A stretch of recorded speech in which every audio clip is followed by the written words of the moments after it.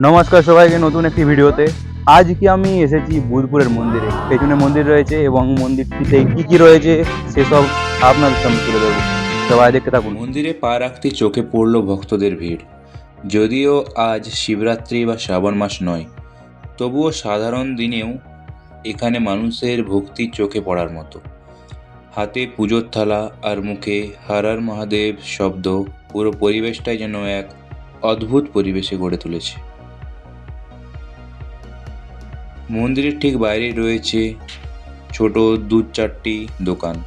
এখান থেকে ভক্তরা ফুল, বেলপাতা আর পুজোর সামগ্রী সংগ্রহ করছেন। স্থানীয়দের কাছে শুনলাম শিবরাত্রি বা শ্রাবণে পূর্ণিমার সময় এখানে তিল ধারণের জায়গা থাকে না। আজ ভিড় তুলনামূলক কম হলেও মন্দিরের শান্ত ও পবিত্র ভাব যেন আরও বেশি অনুভব করা যাচ্ছে। হাজার বছরের পুরনো এই পাথরের দেওয়ালগুলো যেন ইতিহাসের কথা বলে।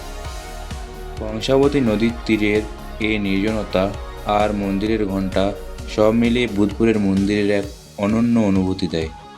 যারা একটু শান্তিতে পুজো দিতে চান বা ইতিহাসের ছোঁয়া পেতে চান, তাদের জন্য আজকের মতো দিনটিই সেরা।